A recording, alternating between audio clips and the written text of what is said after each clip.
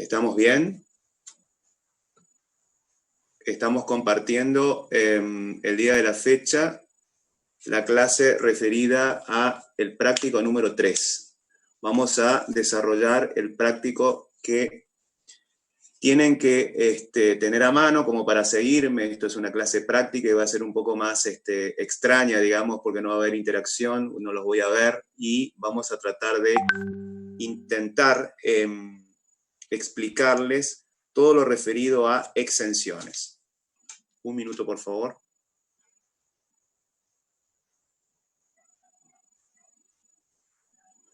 Bien.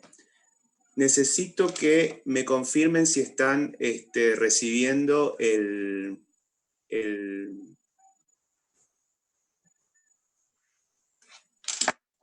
están compartiendo la pantalla referida a el PowerPoint. ¿Puede ser, por favor?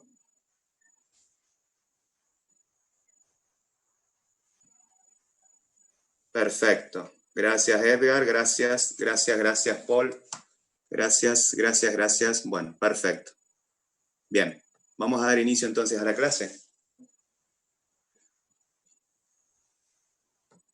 Bien. ¿Cuál es la idea del práctico? El práctico del día de la fecha tiene por finalidad desarrollar, les decía, todo lo referido a exenciones que ustedes vieron en la bolilla correspondiente con el contador Caravén la semana pasada. Este va a ser un práctico netamente teórico, al igual que los desarrollados para nacimiento, derecho imponible y objeto, que los dieron el contador Cassini y el contador Granada en su momento. Va a tener la misma metodología. Lamentablemente todavía no vamos a poder hacer cálculos, porque la idea ¿cuál es? Que cuando terminemos el práctico, ustedes puedan saber ubicarse en la normativa. Para aquellos que están cursando por primera vez, el problema siempre se plantea con que tengo que tener la normativa a mano, la ley y el decreto reglamentario, para una vez que haya estudiado, obviamente, lo referido al contenido del práctico de hoy, puedan aplicarlo y puedan manejarse y puedan ir y venir sin ningún problema dentro del articulado. Tema de hoy, exenciones. Yo lo que hice fue desarrollarlo, como es teórico, extraje, digamos, por eso les pido que por favor hagan la lectura en papel o en la pantalla que ustedes tienen del práctico, que lo vayan marcando en tal caso, porque esa es la mejor manera de ir estudiando esto, agregando cosas que por ello pueda decir, pero yo lo que hice fue extractar del práctico que ustedes tienen en el aula virtual cada uno de los puntos. Concretamente, lo que vamos a utilizar como material de respaldo en el artículo referido a la ley, que los invito a que lo busquen, se ubiquen en el título segundo, exenciones, que como escucharon ustedes en la clase teórica es bastante larga, lo vamos a relacionar con otra cosa, con el decreto reglamentario, concretamente con el articulado que a continuación vamos a ir explicando. A ver un segundo.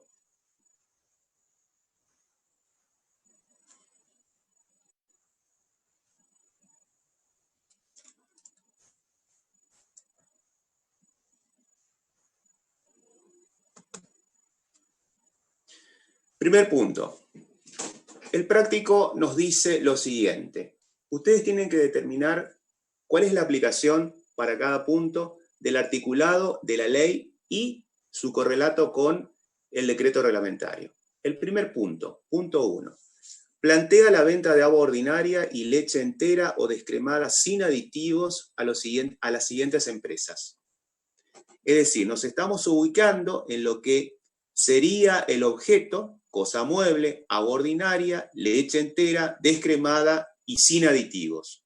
Esto tiene una particularidad y está nombrado en el artículo número 7. ¿En qué parte?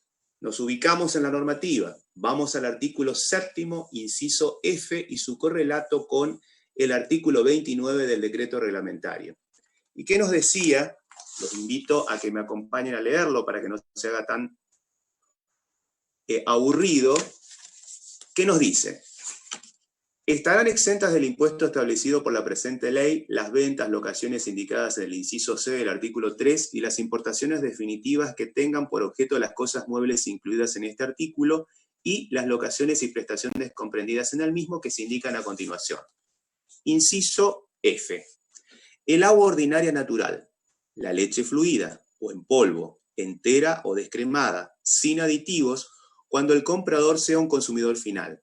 El Estado en cualquiera de sus formas, los organismos centralizados y descentralizados de su dependencia, los comedores escolares o universitarios, obras sociales o entidades comprendidas en los incisos del artículo 20 E, F, G y M del impuesto a las ganancias y sus modificaciones, y punto. Eso es lo que, en lo que se refiere a este punto, vamos a utilizar del F para ubicarnos en qué.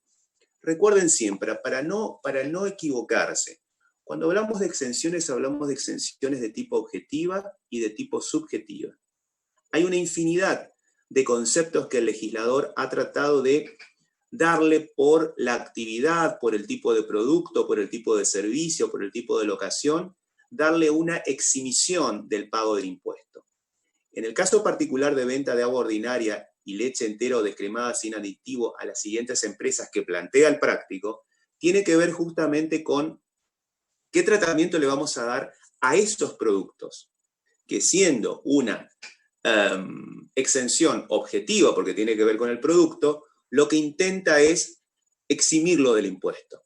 ¿Pero para qué casos en particular? Para lo que taxativamente y en función a un análisis literal o a una interpretación literal de la normativa, tenemos que respetar. No es que nosotros vamos a asimilar a agua ordinaria cualquier cosa. Ya se les explicó en la parte teórica qué era la agua ordinaria, qué era la leche entera o descremada y cuál era el alcance de la exención cuando dieron la teoría. Ahora vamos a traerlo esto a la realidad, plantearlo en un práctico. Entonces, para esa situación, el práctico lo que pretende es que ustedes visualicen, por ejemplo, para el caso particular de esa venta destinada a una clínica que es la Clínica de la Trinidad, Sociedad Anónima. ¿Qué tratamiento tendría esa venta? ¿Estaría gravada? ¿Estaría exenta? Y la complementamos antes de resolver con el artículo número 29 del decreto reglamentario, que los invito a hacer la lectura correspondiente. ¿Qué les dice el decreto reglamentario?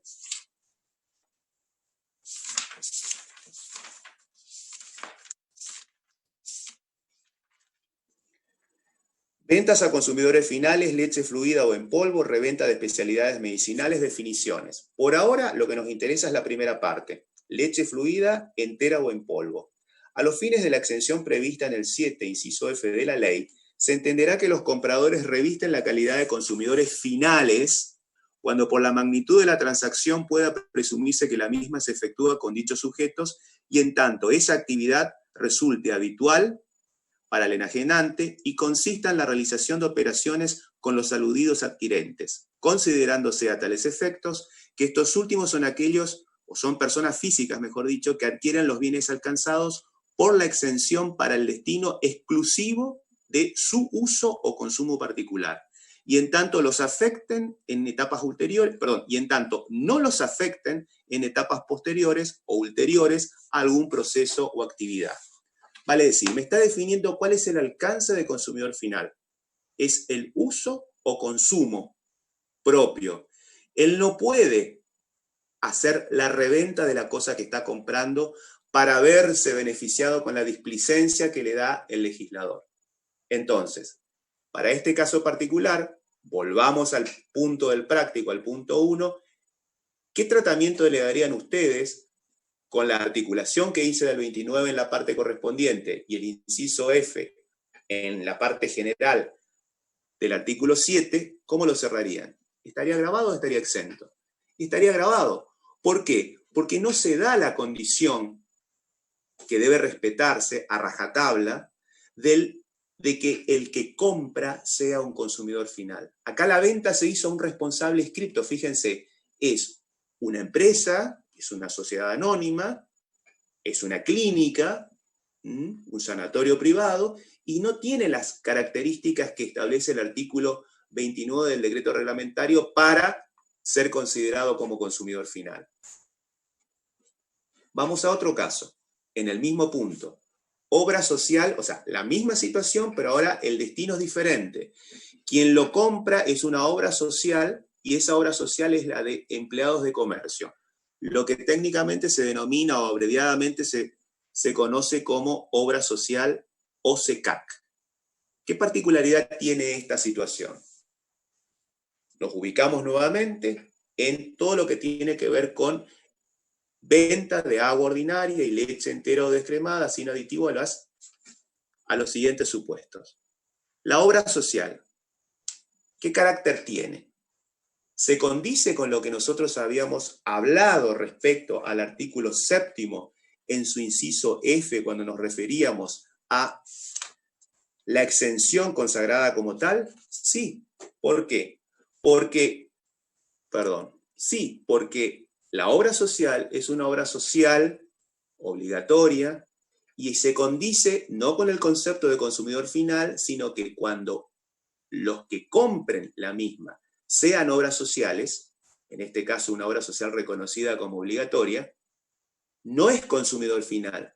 Hago el encuadre, lo encajo, lo meto, no como consumidor final para validar la exención, sino en función a lo que me ordena el artículo 7º en su inciso F, cuando lo leímos recientemente. Vale decir, cuando decíamos obras sociales o entidades comprendidas en alguno de los incisos del artículo 20 del impuesto a las ganancias.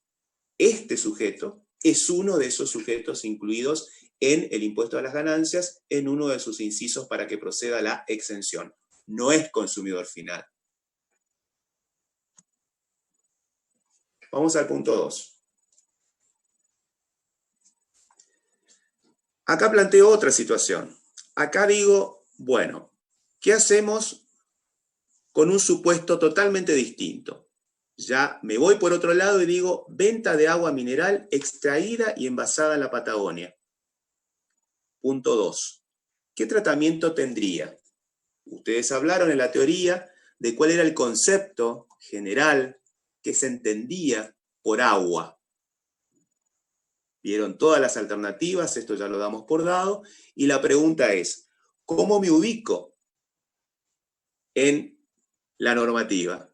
Voy a ir al artículo 7º, en su inciso F, y voy a tener su correlato con el artículo 29 del decreto reglamentario. ¿Y en qué parte establece o me encuadro? En la primera parte del artículo 7, inciso F, cuando me dice, el agua ordinaria natural, la leche fluida o en polvo, entera o descremada. Ahora bien, ¿qué se entiende por agua ordinaria natural?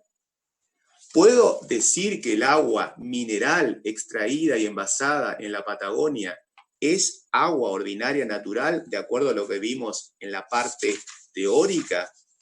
Vamos al decreto reglamentario para ver si nos puede dar una ayuda, a ver cómo lo puedo encajonar. El artículo 29,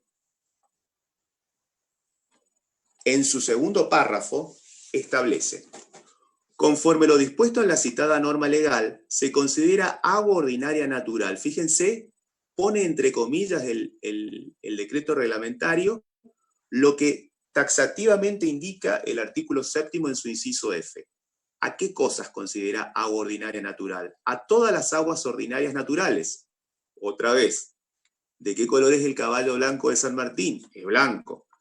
¿Pero qué? Sometidas o no a procesos de potabilización, no encontrándose incluidas en la exención el agua de mar, las aguas minerales, las aguas gaseosas o aquellas que hayan sufrido procesos que alteren sus propiedades básicas, como así tampoco la provisión de agua mediante redes, regulada o no por medidores u otros parámetros, comprendida dentro de los denominados servicios públicos. Por tanto, esa agua mineral extraída en la Patagonia, ¿va a estar exenta o va a estar alcanzada? Complementamos con el tercer párrafo del artículo 29 del decreto. El agua ordinaria natural a la que se refiere el párrafo anterior es aquella que se vende fraccionada o envasada, ya sea en locales o negocios donde se concurre o adquirirla, así como también a través de otras modalidades de comercialización que tengan como compradores a sujetos que revistan la calidad de consumidores finales. Y nuevamente, agrega algo más para entender lo que se entiende por agua ordinaria natural. Cerramos todo el encuadramiento de las circunstancias o hechos concurrentes que deben darse para que proceda la exención objetiva. ¿Qué les parece a ustedes? ¿Va a estar exento o va a estar alcanzado? ¿Esa agua mineral se condice con el concepto de agua ordinaria natural? Y yo diría que no, porque el agua es mineral, por tanto, no se favorece con la exención del impuesto, no se condice con los requisitos que deben darse para interpretarse que esa agua es ordinaria y natural, por tanto está gravada. Punto 3. Venta de gaseosas en botellas y latas, Coke y Sprite a California Sociedad Anónima, a nuestro conocido supermercado California. Hacemos la ubicación en tiempo y espacio del articulado que vamos a trabajar. Nuevamente trabajamos con el artículo 29 del decreto reglamentario y el artículo 7º en su inciso F. ¿Qué les parece?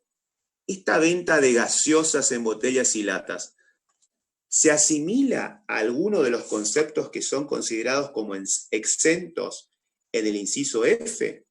¿Es agua ordinaria? ¿Es leche fluida en cualquiera de sus formas? ¿Está siendo comprada por un consumidor final para ir incorporando, digamos, las condiciones para que proceda la exención? ¿Quien lo compra es un comedor? Así lo tienen que ir desgranando. Y vamos al artículo 29 del decreto para terminar de cerrarlo para tomar una decisión. Vamos al 29 nuevamente.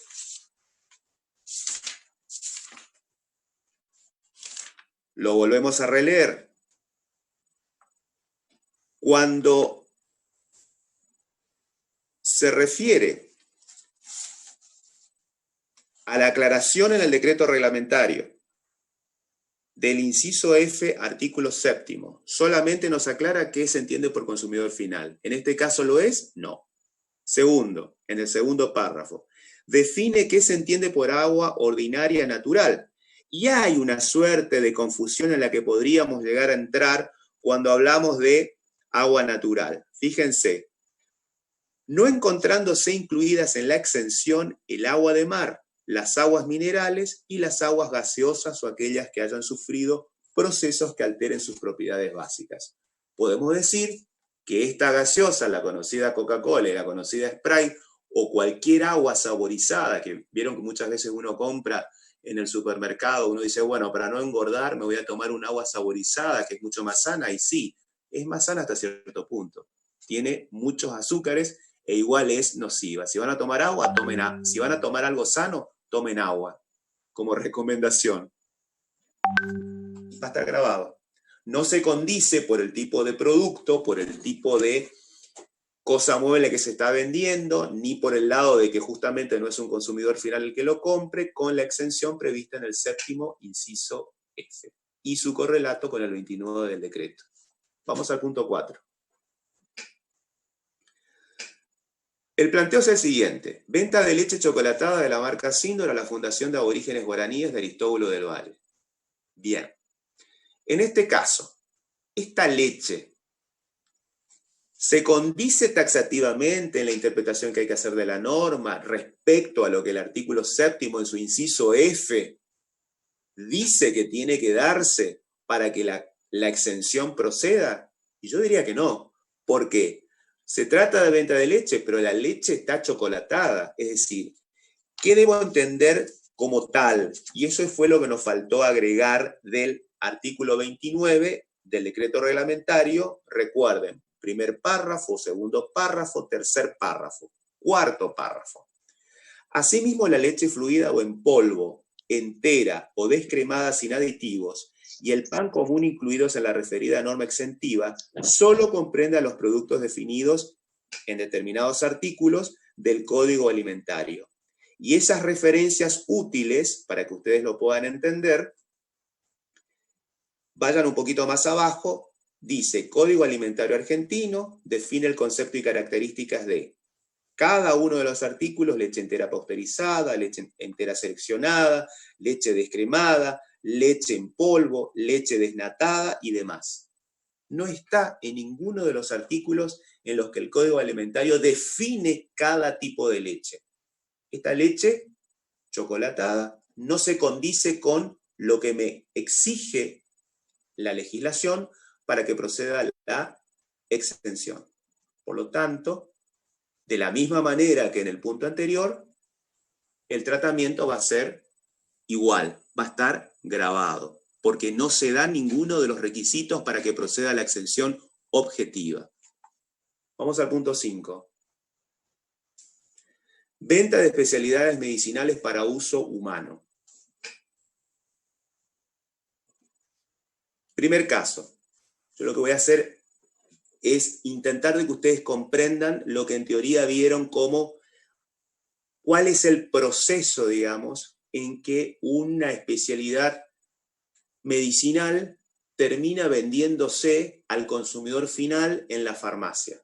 ¿Se acuerdan que el proceso era, vamos de atrás para adelante, va el consumidor final a la farmacia va al laboratorio, el laboratorio a la droguería, y puede darse el caso de que tenga que realizarse la importación de, como primera etapa, de esos productos que tienen la característica de ser especialidades medicinales, siempre con destino o uso humano. Entonces, si la venta de especialidades medicinales para uso humano que plantea el práctico es realizada por farmacias, vamos a decir que, conforme al artículo 7º en el inciso F, va a estar exento. ¿Y cuál es el fundamento? Yo no hice la lectura a propósito para no empezar a mezclar todo en lo referido a los puntos anteriores. Recuerdan ustedes, ¿qué era lo que estaba exento de acuerdo al artículo 7º en el inciso F, encuadrándolo?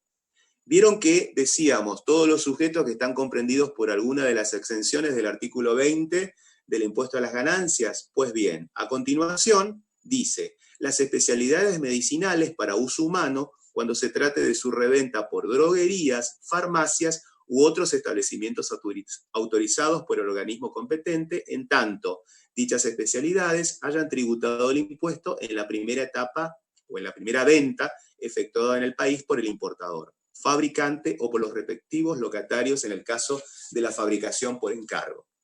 Por tanto, si la venta de un producto medicinal con destino a seres humanos lo hace una farmacia, la farmacia está autorizada por el organismo de control, que es el Ministerio de Salud Pública, y todas las cuestiones técnicas que hacen a la habilitación de la farmacia.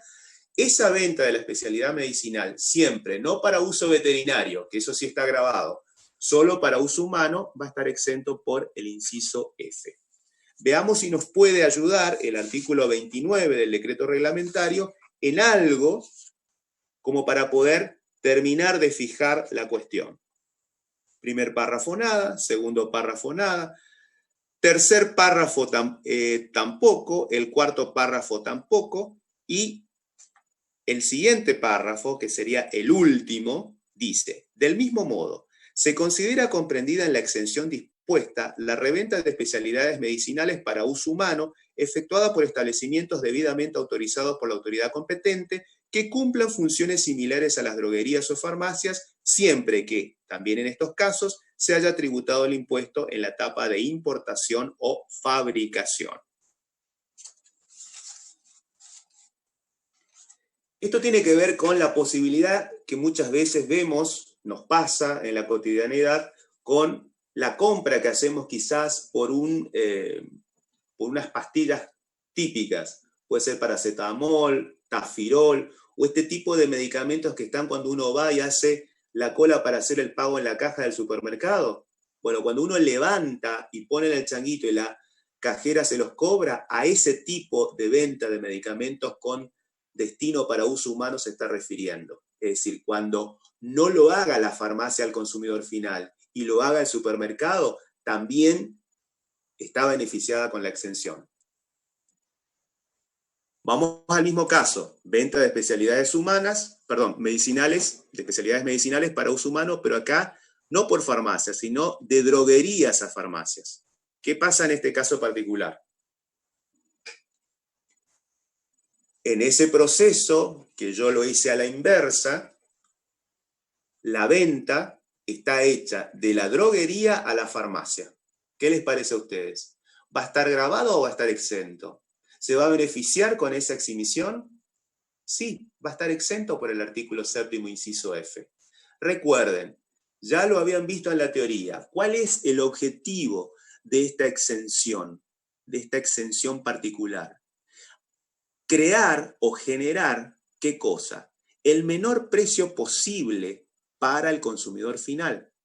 Es una exhibición social o un beneficio social que adopta el legislador y que luego el Ejecutivo a través del decreto reglamentario intenta, después de un montón de discusiones y de dudas que se daban en el mundo fáctico, de aclarar qué es consumidor final, qué pasa con el tema de que cuando la medicación con destino a uso humano no es realizada por farmacia, lo hace, por ejemplo, un supermercado y demás. Entonces, el beneficio que pretende el legislador y el Ejecutivo cuando reglamenta la cuestión es que el precio del medicamento sea el más bajo posible. Esa es la idea final. Vamos al otro caso. Lo mismo, venta de especialidades medicinales para uso humano, pero de laboratorios a droguerías. En ese proceso económico, hasta llegar al consumidor final, ¿qué pasa con la venta? En la cadena de lo que hace el laboratorio a la droguería. ¿Qué les parece a ustedes? ¿Va a estar grabado o va a estar exento? Con toda la lectura que hemos hecho del decreto y de la ley. Va a estar grabado. ¿Por qué? Porque en el proceso económico no existe la condicionalidad establecida en el artículo 7º, inciso F, y la aclaración del decreto reglamentario en el 29. En ese proceso que vieron en teoría que parte del laboratorio a la droguería, de la droguería a la farmacia y de la farmacia al consumidor final. Para eso tenemos que recordar un poquito qué debe entenderse por especialidad medicinal para uso humano. La condición en este caso, antes de explicarlo, es de que se haya pagado en la primera etapa el impuesto propiamente dicho para que proceda la exención en las etapas siguientes.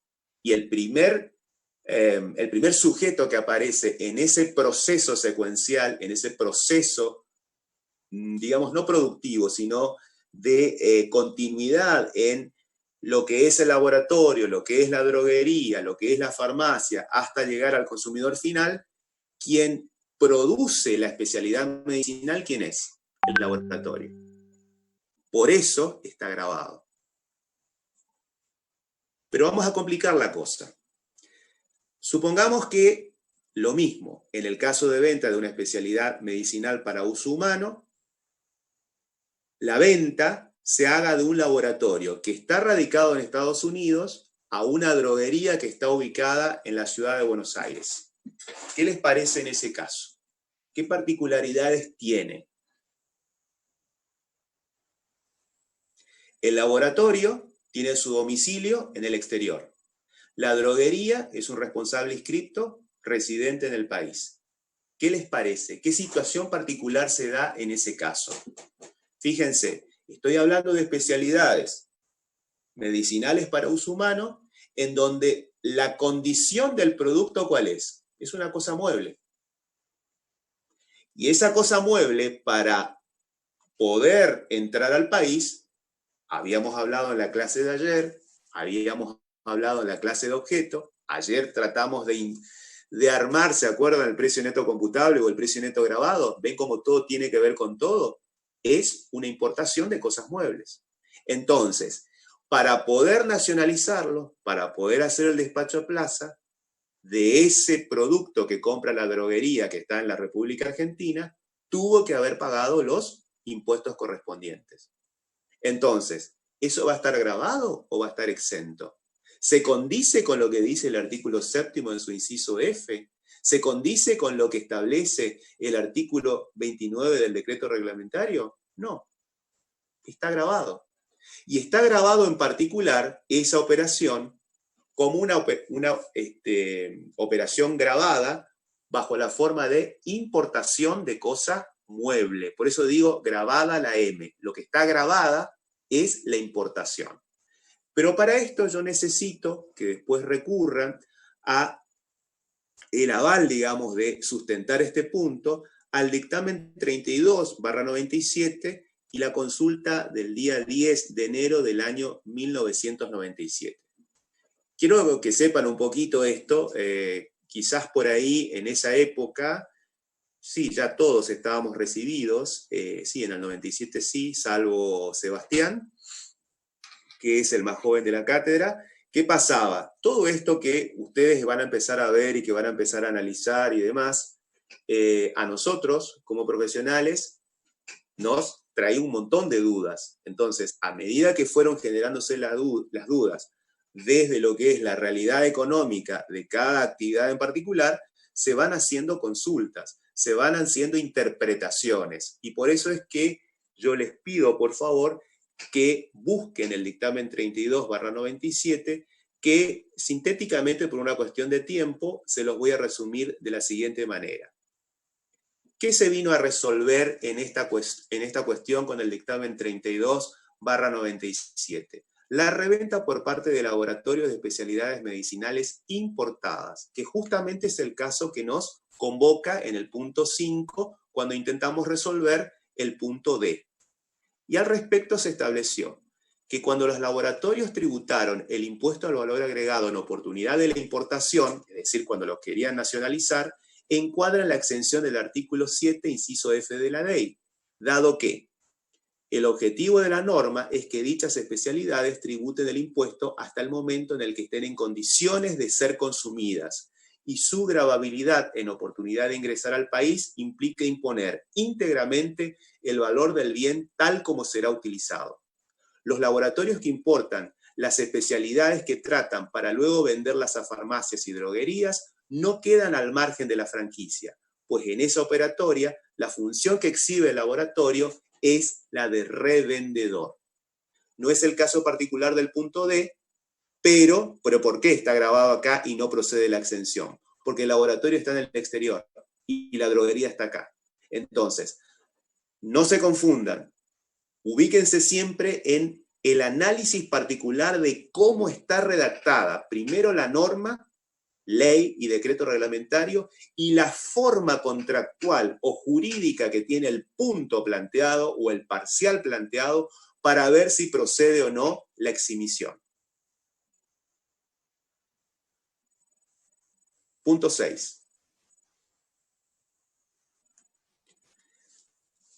Seguimos en el mismo ámbito de lo que tiene que ver con especialidades farmacéuticas o especialidades medicinales con destino a uso humano. Es sabido, se sigue utilizando, lo conozco porque tengo un gran amigo que se dedica a hacer recetas magistrales, es farmacéutico, es muy conocido en la ciudad, a lo mejor alguno de ustedes lo conoce, no voy a dar el nombre, pero se imaginan quién es. Los farmacéuticos están habilitados a hacer recetas magistrales. Y entonces ahí viene el problema. ¿Qué pasa si se trata de la venta de una receta magistral realizada por la farmacia Santo Tomé, que es una empresa unipersonal? Un caso real, una farmacia chica de la ciudad de Posadas o de cualquier ciudad de donde ustedes vivan, que les hace un preparado particular para la piel, para el reuma, generalmente para las personas de la tercera edad, o un preparado magistral, quizás muchas veces se hacen, conozco gente conocida a los que se les hace preparados magistrales, por ejemplo, por cuestiones psiquiátricas, y eso está avalado por el médico psiquiatra, y es el farmacéutico el que sabe de su oficio quien lo debe preparar con esas cantidades, y bueno, uno va, se la pide, digamos, al farmacéutico y sale del negocio con esa receta magistral preparada. Ahora, ¿esa receta magistral es un medicamento para uso humano? Sí lo es, pero ¿tiene los requisitos o la interpretación que debe hacerse de lo que es un medicamento medicinal para uso humano? No. Está grabada, no se condice con el concepto de la exención en su interpretación literal cuando el inciso F, en su artículo 7, define medicamentos para uso humano. Para eso, por favor, agreguemos, cuando repasamos el tema, la instrucción número 1 del año 90 de la DGI.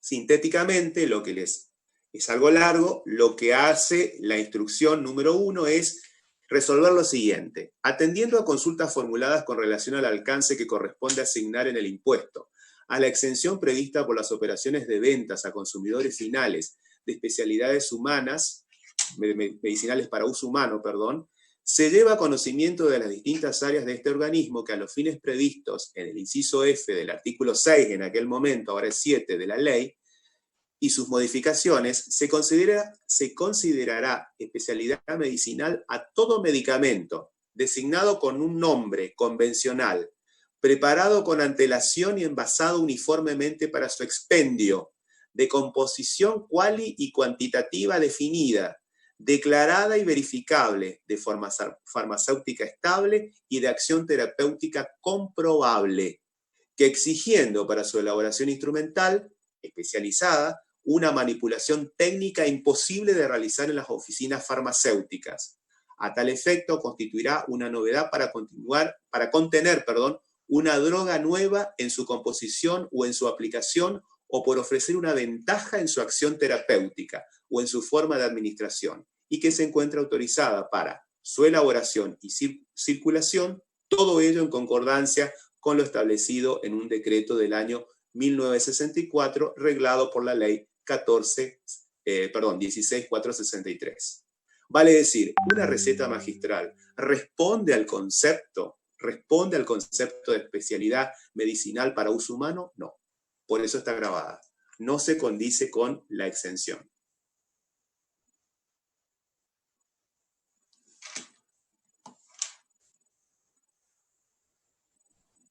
Punto 7.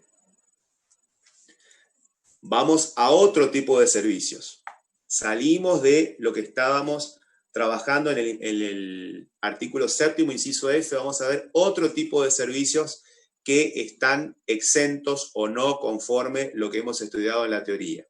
Y vamos a hablar en el punto 7 de clases particulares de violín, dictadas en el Instituto Los Grillitos, empresa unipersonal. Esto lo traigo a colación, gente muy conocida de la ciudad, famosos estos niños del grupo Grillitos, por sus actuaciones y por lo lindo que hacen, ¿no es cierto? Eso lo conocemos, es de público conocimiento, por eso lo trajimos en el práctico para traer un poco algo a la realidad. ¿Qué pasa con esta situación? ¿Va a estar grabada? ¿Va a estar exenta? Vamos a ir al artículo 7º en el inciso H, acápite 3. Los invito a que lo leamos juntos. Artículo 7º, el copete en la introducción no la leo. Vamos al H y vamos al acápite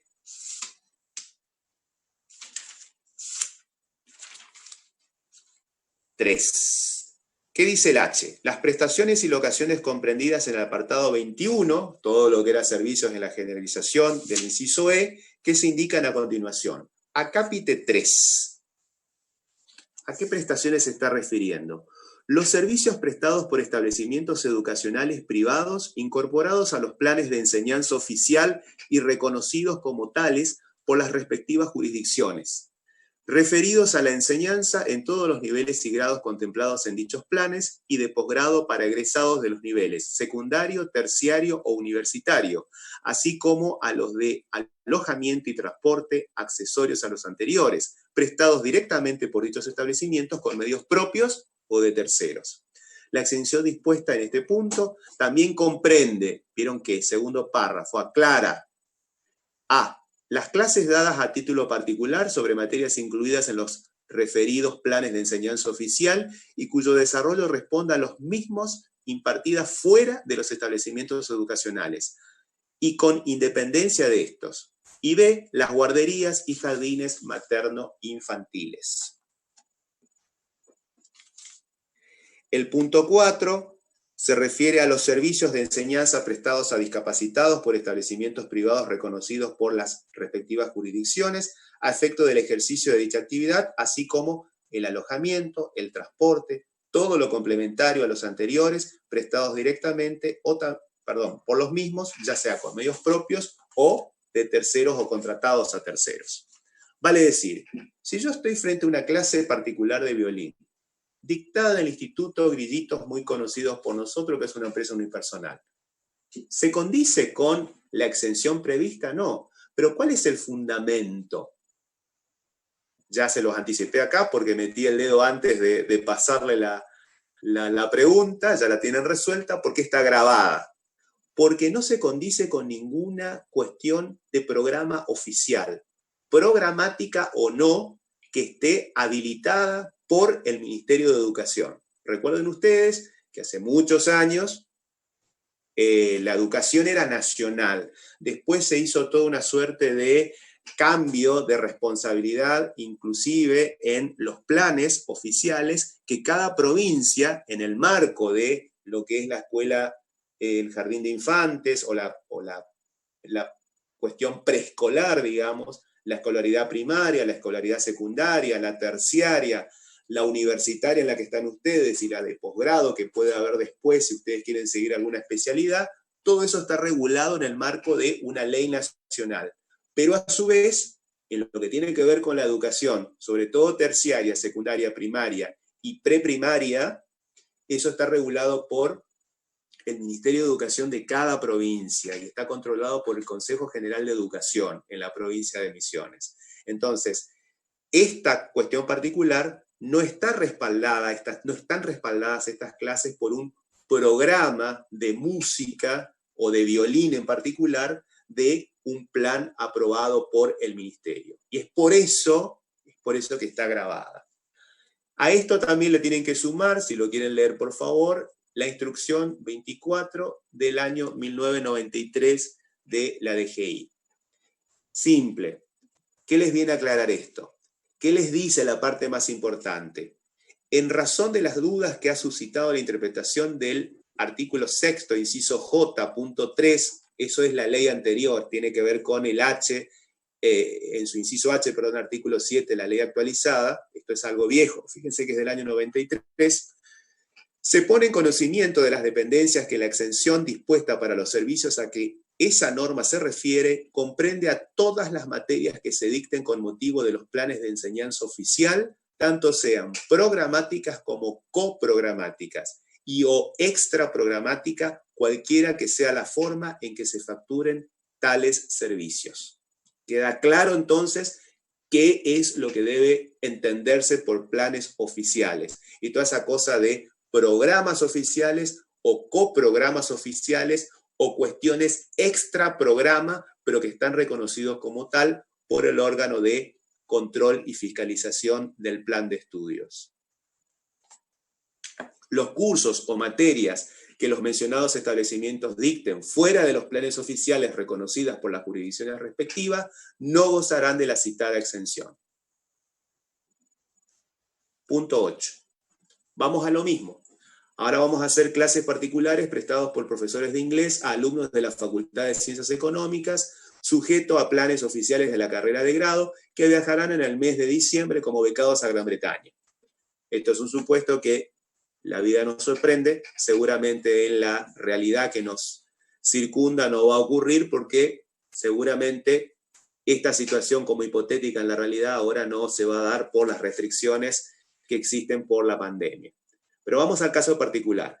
Clases particulares prestadas por docentes a alumnos de nuestra facultad, que están sujetas a planes oficiales. Carrera de grado, carrera universitaria. Ustedes como contadores. ¿Qué pasa? Esas clases particulares, ¿están grabadas o están exentas? ¿Se condicen con las condiciones objetivas que establece el artículo 7º? ¿Sí o no? Está exento, porque se condice con planes oficiales que tienen que ver con la carrera de contador público. Inciso H del artículo 7º en su acápite 3. Punto 9. Vamos ahora a lo mismo, o sea, estamos tratando de barrer todo lo que tiene que ver con la prestación de servicios educacionales, prestación de servicios en sus diferentes formas, en lo que nosotros entendemos que se puede dar en la vida real. Pueden haber muchos otros, por supuesto. En este caso, típico. Ustedes ya son profesionales y deciden ir a un curso sobre novedades fiscales en el área de impuestos nacionales dictado por el director de la editorial Repar durante el mes de abril en el Salón Auditorium del Consejo Profesional de Ciencias Económicas de la ciudad de Posadas.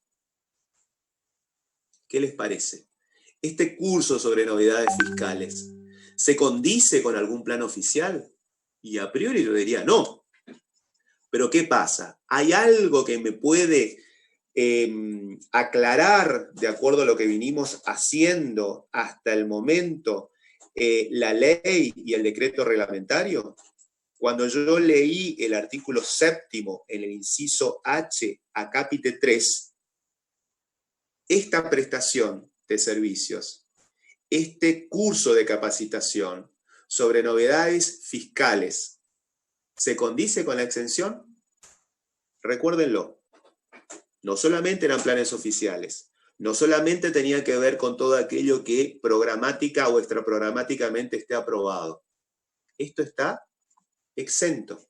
¿Por qué? Porque si me voy al inciso H del artículo 7º, en el acápite 6, voy a encontrar la respuesta.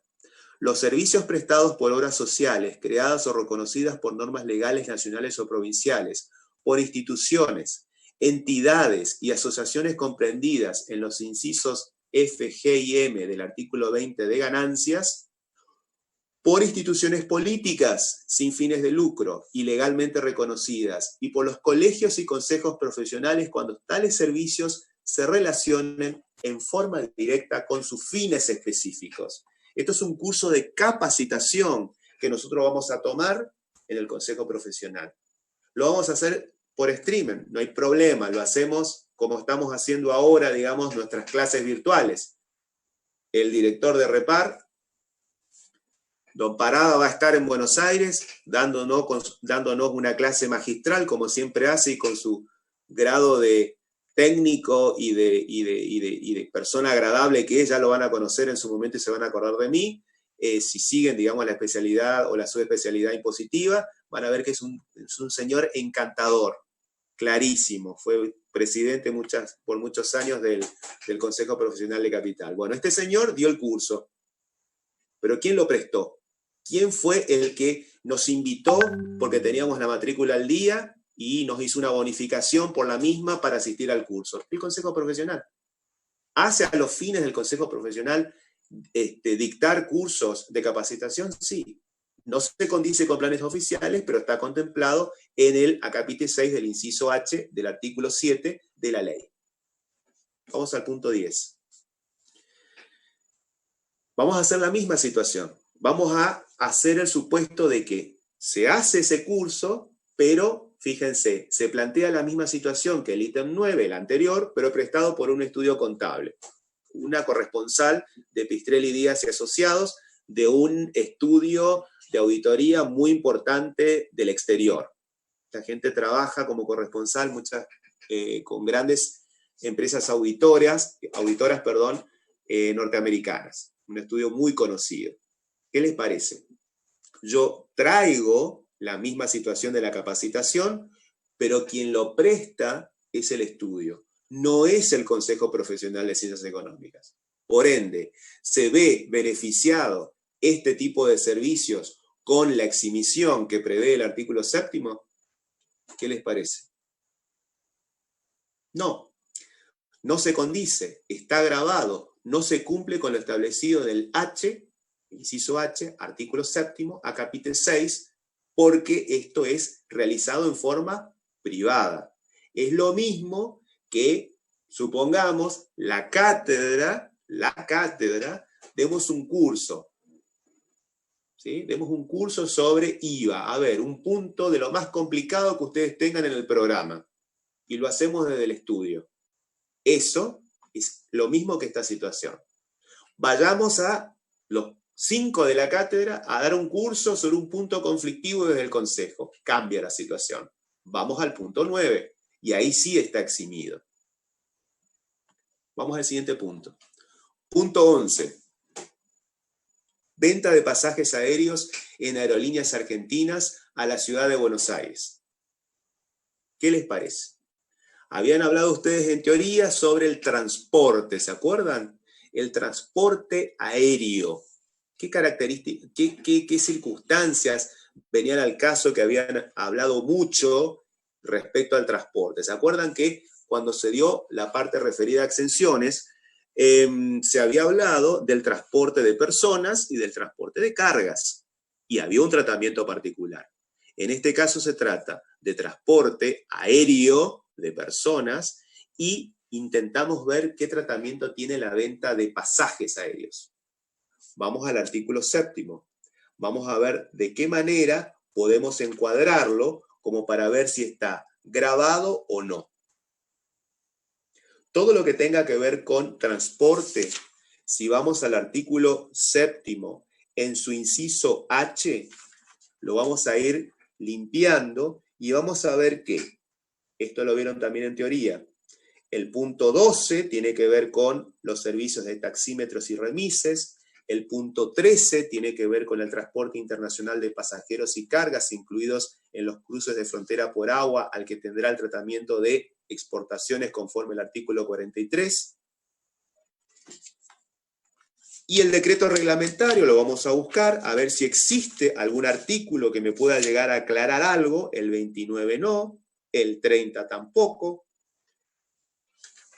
No existe absolutamente nada que me pueda llegar a aclarar, salvo lo referido a servicios de transporte del 33.1, que tiene un tratamiento particular y que no viene al caso.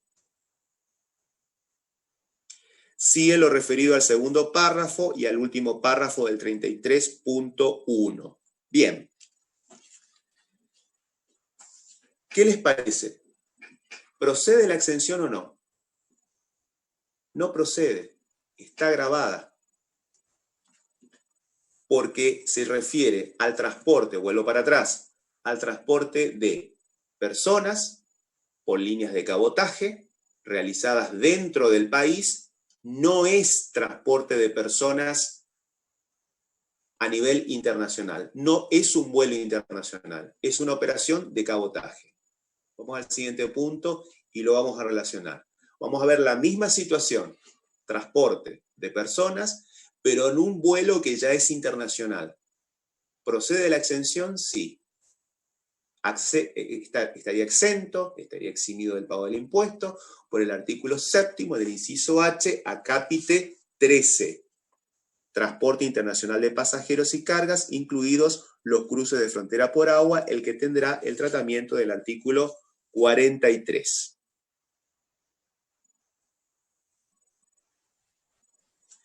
Bien.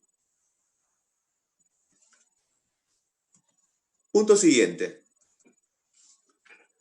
Venta de pasajes. Seguimos con el tema de transporte. Transporte de personas en particular. Pero esta vez terrestre. En ómnibus de líneas oficiales reconocidas por la Comisión Nacional de Transporte desde Posadas. Es decir, son líneas internas que están controladas por el órgano de fiscalización, están autorizadas por la CNT, venta de pasajes a Buenos Aires. ¿Qué les parece? ¿Qué tratamiento tendría este tipo de transporte que se refiere a personas? ¿Está gravado o está exento? Este transporte está gravado. ¿Y por qué está gravado?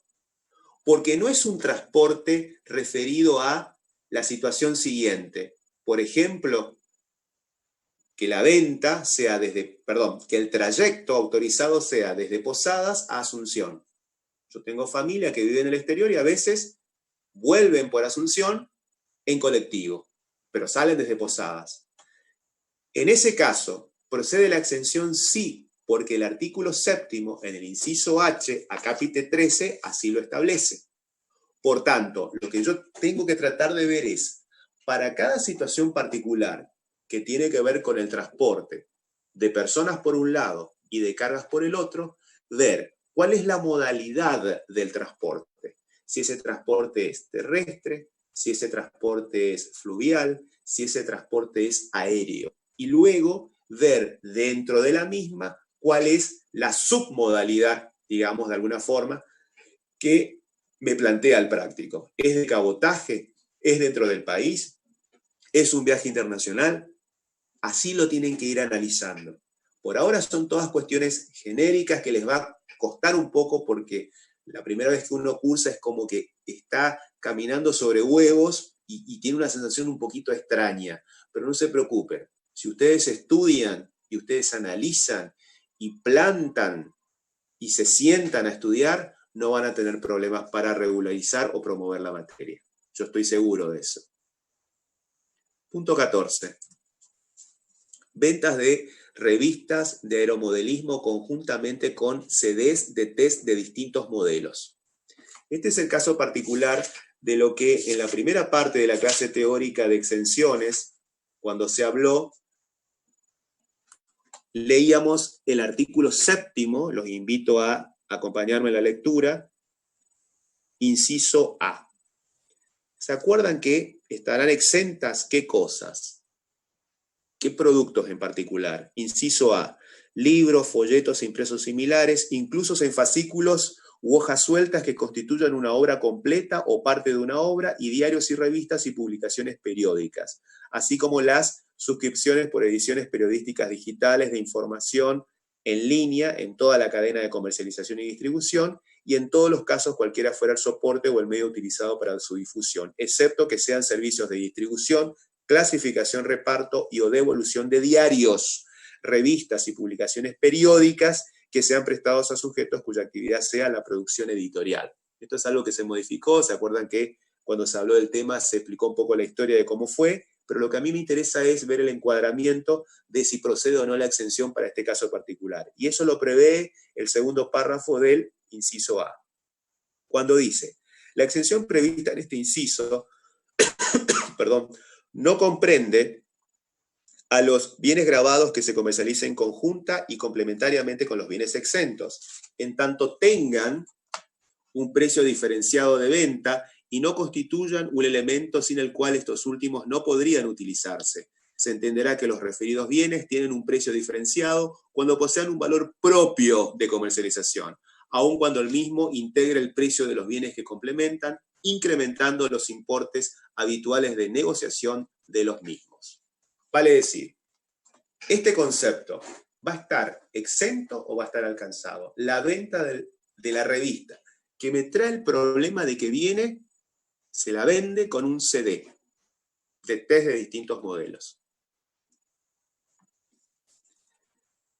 Y ese CD tiene un valor diferenciado, que no lo puse a propósito.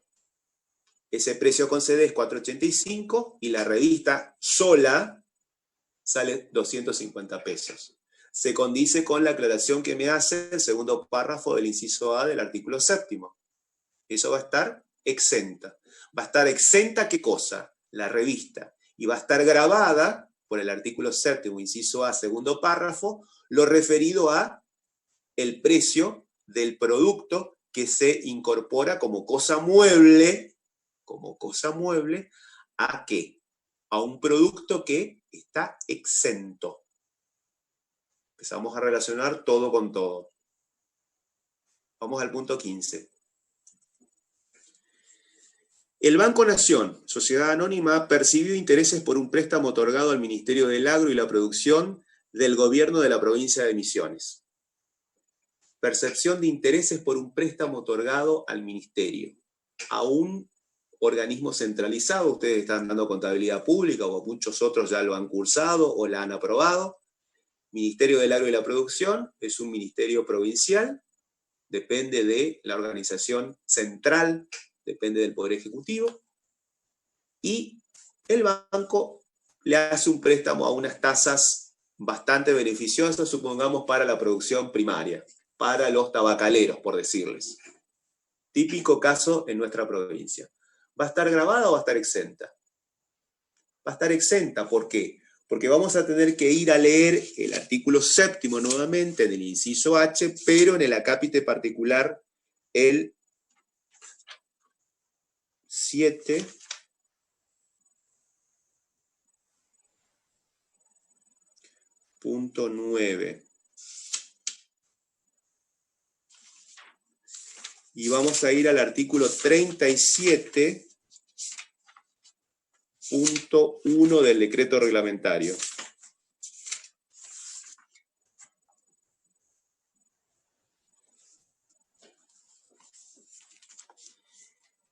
Intereses de préstamos al Estado Nacional, a las provincias o a los municipios. La exención prevista en el 9 del punto 16 del inciso H del primer párrafo del 7 solo comprende los intereses originados en préstamos o operaciones financieras de cualquier tipo celebradas por el Estado Nacional, las provincias, los municipios de la ciudad autónoma con entidades regidas por la ley 21.526, la ley de entidades financieras. Por lo tanto, por eso está exento.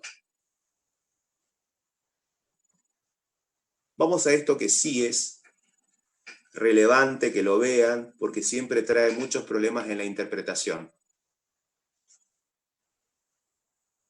El Sanatorio IOT, sociedad anónima que es responsable inscripto frente al IVA, le informa a usted que ha desarrollado sus prestaciones asistenciales durante el mes de abril conforme el siguiente desglose. Es un sanatorio en el que la idea nuestra es que ustedes puedan visualizar qué pasa con esta cuestión tan particular de prácticamente una subespecialidad dentro de la contabilidad, dentro de la parte impositiva inclusive, que tiene que ver con las prestaciones sanatoriales o que tengan que ver con la salud. Primer punto, atención por consultas y prácticas ambulatorias a pacientes particulares sin obra social. Todo lo que tenga que ver con las prestaciones médico-asistenciales está previsto como una exención bajo ciertas condiciones rigurosas. Hay toda una organización en cuanto a la manera de trabajar, la manera en que se hacen las auditorías médicas de las obras sociales para poder hacer efectivo el pago de las prestaciones que reciben sus afiliados. Hay un tratamiento especial para las obras sociales reconocidas como obligatorias, para las obras sociales que actúan como prepagas y para todos aquellos sujetos que no teniendo ninguna obra social van y se atienden, como en este caso, hacen una consulta o una práctica ambulatoria a pacientes que no tienen obra social. O sea, prefieren pagar una consulta al médico en este sanatorio, no van al hospital y van a pagar una consulta o una práctica ambulatoria al sanatorio. No tienen obra social. Vamos a ir desglosando de lo más fácil a lo más difícil. Está grabada. ¿Por qué? Porque el artículo 7º, en su inciso H, acápite 7, vamos a leerlo, habla de el encuadramiento general referido a los servicios de asistencia sanitaria, médica y paramédica. Esos servicios sanitarios, médicos y paramédicos, ¿cuáles son? A. De hospitalización en clínicas, sanatorios y similares. B. Las prestaciones complementarias.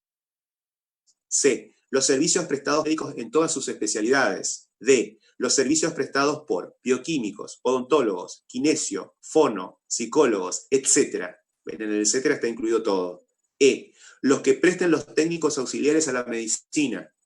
Recuerden, hay una infinidad de técnicos auxiliares de la medicina. Por ejemplo, los ayudantes en el quirófano,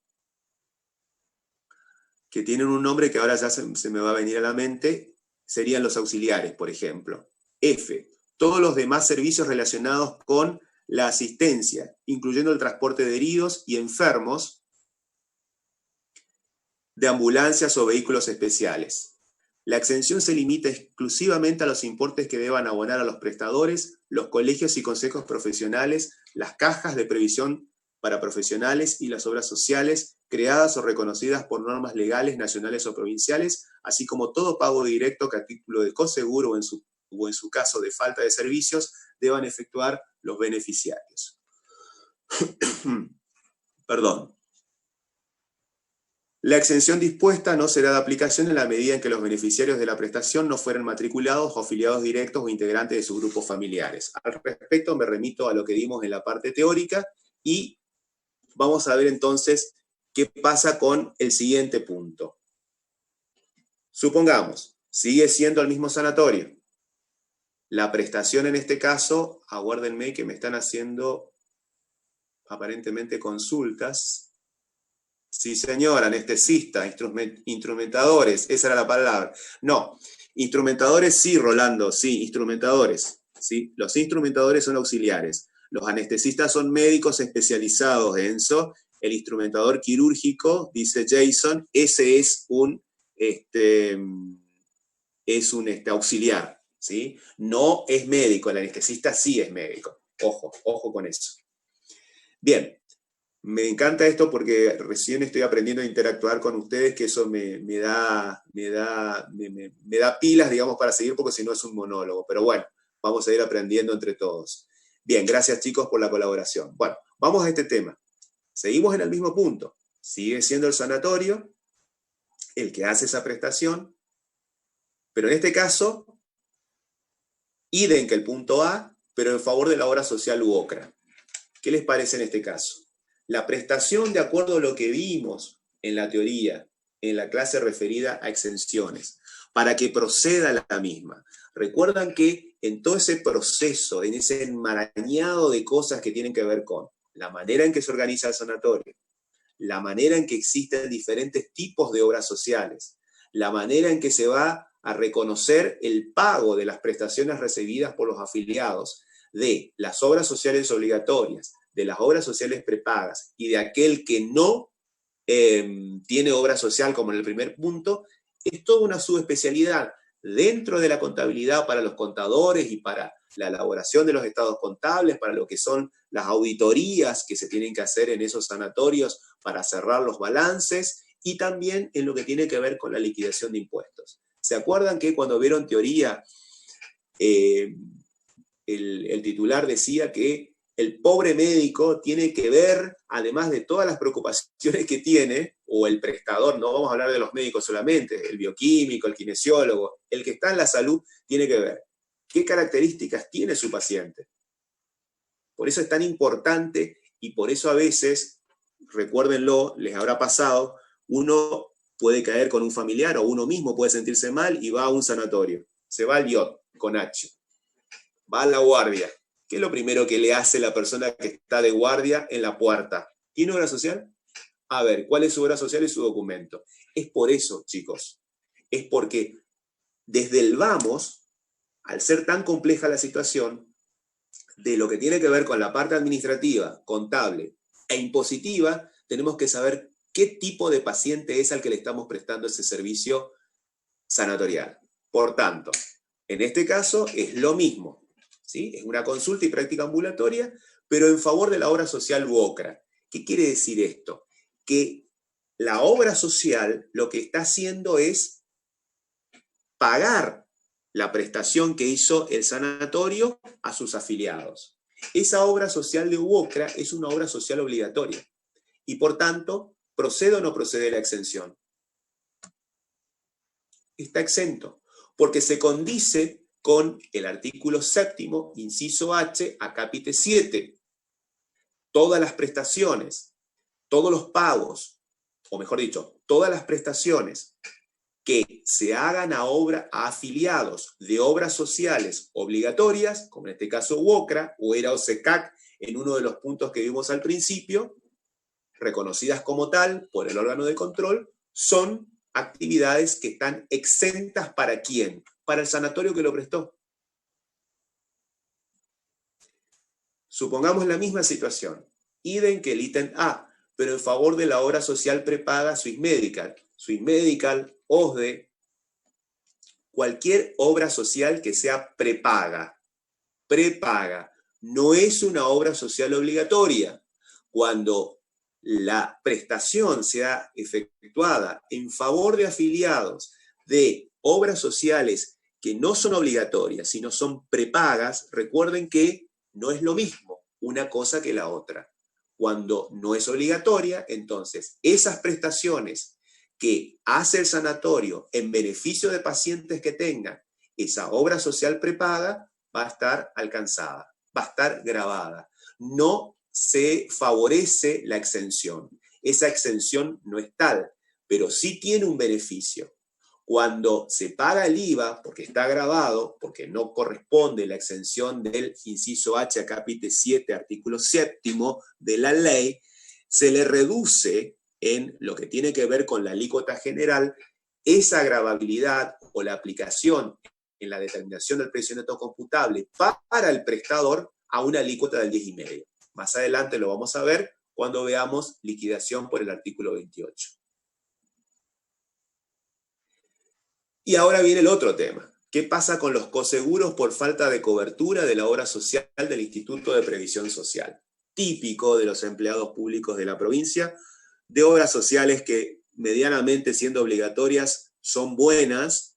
¿Qué pasa? Muchas veces el problema es financiero, es decir, hay una realidad en la provincia de Misiones, en particular el IPS, cobra a sus empleados de manera obligatoria la parte referida a obra social. Todos los meses los empleados públicos, ¿qué hacen? Reciben un descuento de sus recibos de haberes que les asegura una obra social, la del IPS, con todo lo que eso conlleva. ¿Cuál es la realidad financiera del organismo? Que los servicios muchas veces no se cumplen en tiempo y forma en cuanto a qué, en cuanto al pago. Y la mayoría de los profesionales médicos o vinculados con la salud no quieren trabajar con la obra social del IPS. Fíjense que la modalidad desde hace muchos años en los distintos rubros, llámense médicos, odontólogos, kinesios, todas las especialidades médicas, los mejores médicos, los mejores subespecialistas en cada rubro, ¿qué tienen? Tienen un cupo para los pacientes afiliados a IPS. Es decir, generalmente no son más de 20 en el mes. Por eso, cuando uno quiere ir a un subespecialista de primer nivel, por un problema X, no viene al caso, tiene que esperar tanto tiempo siendo afiliado al IPS. Y eso genera toda una bronca. Pero ¿cuál es el origen? El origen es que se les paga prácticamente con una demora de 6 meses a esas prestaciones que encima hay que andar detrás del IPS para que se las pague y se las paga de manera o a valores históricos. Todo un tema, los traigo a la realidad y trato de explicar un poco lo que la realidad por ahí nos supera, ¿sí? Entonces, cuando pasa esto, generalmente los médicos, los kinesiólogos, los odontólogos sobre todo, que ahora con el dólar pasando los 100 pesos, creo que llegó a 110 en el día de hoy, no el oficial por supuesto, trabajan con materiales importados. Entonces, el odontólogo hace un trabajo X con productos importados hoy y lo va a cobrar dentro de 6 meses. Entonces, ¿qué hace? No quiero trabajar con IPS o no quiero trabajar con la obra social del FEC, por decirle. Entonces, ¿qué pasa? Se suspende la obra social o hay que pagar un coseguro de pronto por la cuestión. Ese concepto, ¿va a estar alcanzado o no? Va a seguir la suerte de lo principal. El coseguro por falta de cobertura de la obra social está exenta. Nada tiene que ver con la situación particular que tiene que soportar el afiliado. Y ese coseguro por falta de cobertura que la paga, generalmente, ¿qué es lo que uno hace? ¿Qué es lo que uno hace generalmente? Paga la consulta, pide, digamos, un recibo para que le hagan después el reintegro. Esa situación particular estaría eximida también del impuesto y se complementa con el artículo 31 del decreto reglamentario, que se refiere a prestaciones sanitarias, médicas y paramédicas. Esto es lo que en la teoría ustedes hablaron, ¿se acuerdan? Cuando les hago simplemente una mención general, la exención de los servicios de asistencia sanitaria, médica y paramédica dispuesta en el 7 del inciso H del primer párrafo del 7 será procedente cuando los mismos sean realizados directamente por el prestador contratado o indirectamente por terceros intervinientes. Después se habla de todo el tema del grupo familiar, de los afiliados y demás. Todo eso se complementa con qué situación debe plantearse o cómo debemos resolver en el caso de coseguros por falta de cobertura de una obra social, en este caso obligatoria, cuál es su tratamiento. El pago de esos coseguros está incluida dentro de la exención. Punto 17. Un médico neurólogo especializado en Francia y responsable inscrito en el IVA ha realizado durante el mes de marzo las siguientes prestaciones. Hay varios acá, en Posadas al menos, con este perfil. Por eso lo traemos a la realidad. Atiende en el consultorio a pacientes sin cobertura de obra social. ¿Qué les parece? Estamos tratando de definir en la situación particular de este médico neurólogo lo mismo que pasaba en el punto A del sanatorio, nada más que ahora es el profesional médico propiamente dicho. No tiene cobertura social, atiende en el consultorio. Está grabado. Tiene la misma solución que en el punto anterior, en el punto 18, cuando hablábamos de sanatorio. ¿Se acuerdan? No se cumple con el inciso H a capítulo 7 del artículo 7º que consagra la exención.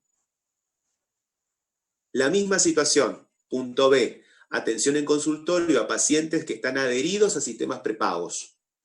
¿Cuál es la idea? De que ustedes vean cómo resuelve el médico que tiene que ubicarse, digamos, fíjense lo que tiene que aprender el médico, que generalmente son bastante negados a la parte contable, impositiva o administrativa. Quien tiene que resolver esta cuestión es la pobre secretaria desde el punto de vista administrativo. Y es la que le va a pasar al contador. Ustedes van a ser contadores seguramente de médicos o de sanatorios, o van a trabajar como personal de la administración, y ustedes van a tener que resolver todas estas cuestiones.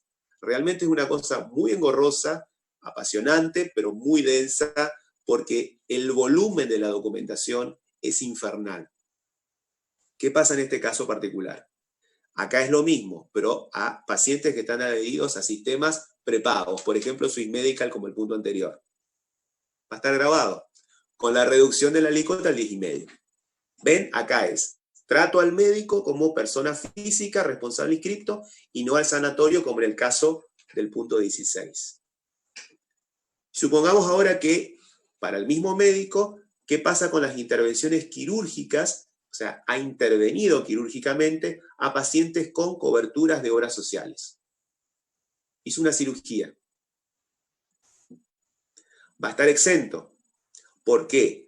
Acá me está hablando de cobertura de obra social obligatoria. Es decir, alguien me puede preguntar por ahí, sí, profe, pero mire, ahí dice obras sociales. Sí, son obras sociales obligatorias. Vale la aclaración. Se condice con la exención prevista en el 7º inciso H a capítulo 7. Barrimos todo lo que tiene que ver con prestaciones médicas, sanatoriales, todos los profesionales vinculados con la sanidad. Vamos ahora a salir un poco de eso que es tan especial y tan particular. Vamos ahora a otra situación. Punto 18. La empresa ZZ, que es responsable inscrita en el IVA, ha abonado el día 2 los servicios de sepelio correspondiente a 2 obreros que sufrieran un accidente de trabajo a la compañía de servicios fúnebres Monte de Paz. ¿Qué recuerdan ustedes de lo que dieron en teoría respecto a la exención vinculada con las prestaciones bajo la forma de servicios fúnebres? ¿Se acuerdan que se había hablado de eso y se había aclarado? Vamos al 7º. punto, acá, inciso F, perdón, vamos a ir limpiándolo. Inciso F, punto Huacápite 8. Los servicios funerarios de sepelio y cementerios retribuidos mediante cuotas solidarias que realicen las cooperativas. Pregunta, leamos correctamente cómo está planteado el punto. Fíjense, es una empresa que paga los servicios de dos fallecidos, que eran sus empleados, a una compañía de servicios fúnebres Monte de Paz, a una empresa cualquiera. Por tanto, ¿se condice con la exención que ordena el artículo 7º? No. ¿Por qué? Porque es una empresa privada. Es como que yo vaya y contrate con los servicios de cualquier funeraria local. La de Cuño, por ejemplo. A ese caso particular se refiere. Inciso H, punto 24, vamos a ver el 24, para ir complementando esto, los servicios de sepelio. La exención se limita exclusivamente a los importes que deban abonar a los prestadores las obras sociales creadas o reconocidas por normas legales nacionales o provinciales. Vale decir, cuando el pago se haga a una obra social, en ese caso, por esta misma situación, estaría exenta. Como es una empresa particular, no. Fíjense, se limita en forma exclusiva a los importes que se deban abonar a las obras sociales creadas o reconocidas por normas legales o provinciales. Puede pasar lo siguiente. Todos los empleados públicos de la provincia pagan un porcentaje de sus haberes mínimo o un monto fijo, creo, no recuerdo muy bien. Recuerdan que se paga, se les descuenta, mejor dicho, el seguro de vida, pero además el seguro de sepelio. Ese seguro de sepelio del empleado que se le hace en su recibo de sueldo por el IPS, no es que el IPS le preste el servicio de manera directa, le hace el descuento y generalmente lo que hace el IPS es contratar los servicios a una empresa privada. Entonces, ¿qué pasa con esa situación particular? El descuento lo recibe el empleado, se pierde la exención porque la presta Cuño, quizás la empresa más conocida acá del ambiente local de la ciudad de Posada, o el nombre que fuera del interior de la provincia. No se pierde la exención. ¿Por qué? Porque quien lo está prestando en realidad es el IPS. La situación en particular que estamos viendo para que proceda la gravabilidad es para el caso en que una persona en forma particular, por ejemplo, me ha pasado a nivel familiar, en vez de recibir el servicio básico que me va a reconocer el IPS o que me va a reconocer para el caso particular mío de PAMI, que es un servicio básico, lo más elemental en cuanto a qué, en todo lo que tiene que ver con el servicio, el lugar, la sala, todo lo que tenga que ver con el oficio, todo lo que tenga que ver con el cajón y lo que tenga que ver con los servicios complementarios. El servicio que asegura el PAMI, el servicio que asegura IPS o cualquier obra social obligatoria es básica. Todo aquello que yo quiera pagar por encima de, para que mi familiar, para que mi ser querido tenga un final honroso, digamos, es grabado. Hay que pagar más y por ende hay que grabar con IVA. Cuando nos estamos refiriendo a la exención, nos estamos refiriendo a esos conceptos de mínima que prestan las obras sociales obligatorias. 19.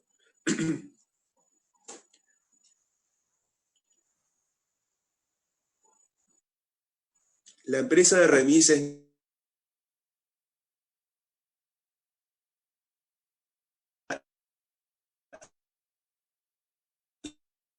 y suma 22.300 pesos por todo concepto. ¿Qué les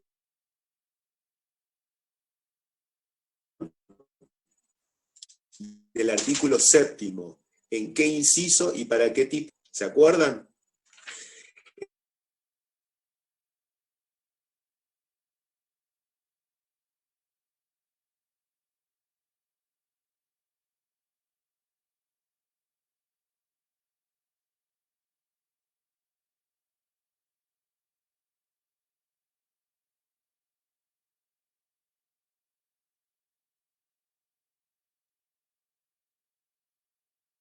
Hola, ahora sí me escuchan.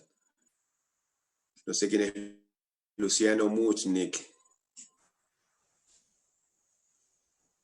¿Están siguiendo todos?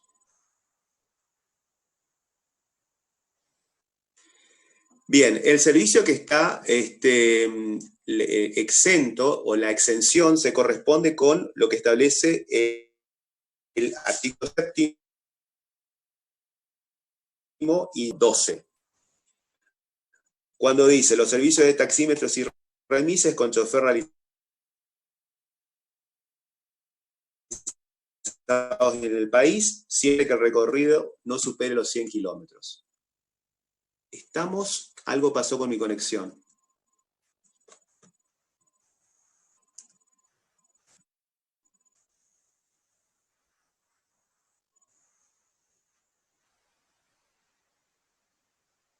¿Estamos? No se ve la filmina. Perfecto. No sé qué pasó un tal Luciano Mushnik acá.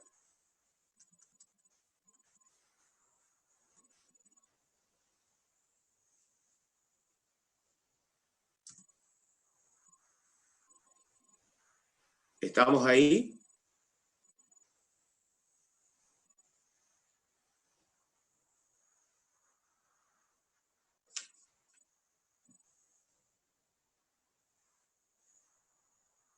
A ver, me están dando instrucciones remotas.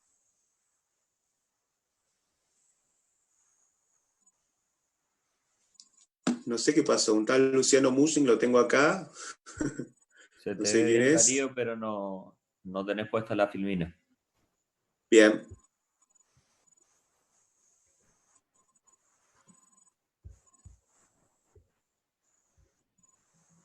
¿Estamos? Ahora sí. Ahora sí, perfecto. Seguimos. Retomamos.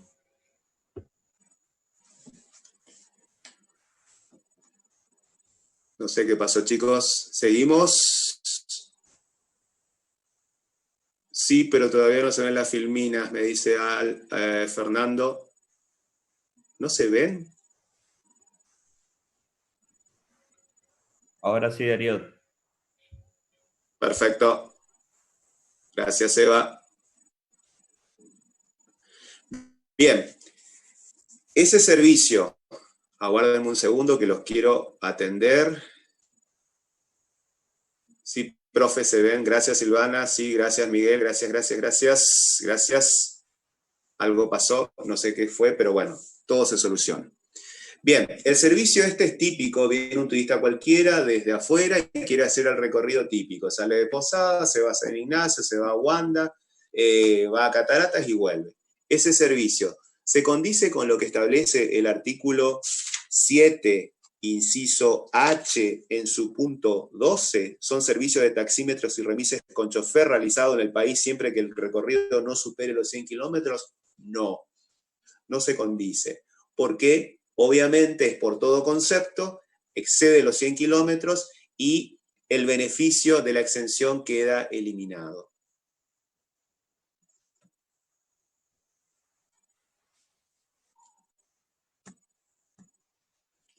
Vamos a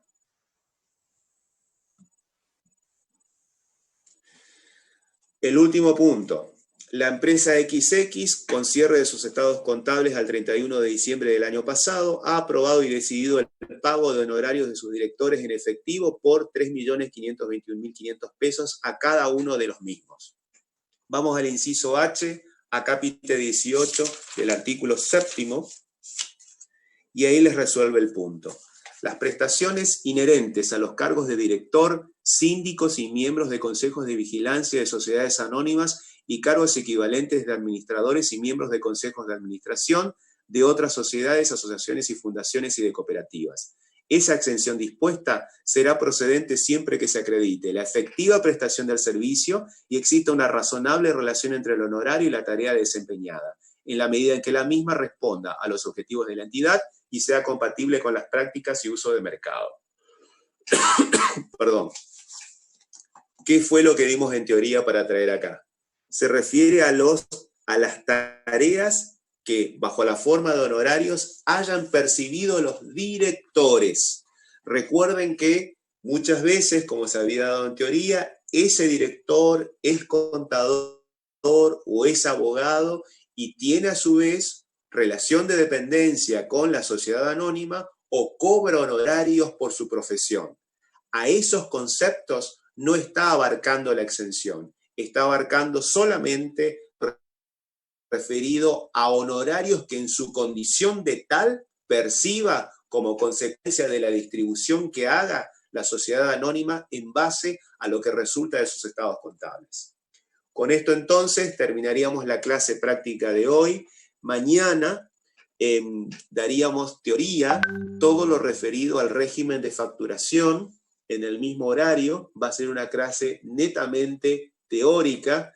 Traten de conseguir toda la información referida a, lamentablemente, no, RPAR creo que no está abierto, así que traten de ver si por internet pueden bajar por lo menos la normativa desde la página de AFIP referida a régimen de facturación. Son resoluciones generales, ¿sí? Si pueden tenerla en mano bien, y si no van a empezar a trabajar, digamos, en la parte teórica con la ley, el decreto reglamentario y algunas cuestiones específicas que tienen que saber para poder iniciar la parte práctica con números en liquidación, débito y crédito para la semana que viene. Así que bueno, les pido disculpas por el cortecito que hubo y la demora en el inicio, pero bueno, será hasta la próxima semana, al menos de mi parte, y mañana siguen con teoría, con el régimen de facturación vigente. ¿Estamos? Que tengan buenas noches, cuídense y será hasta mañana.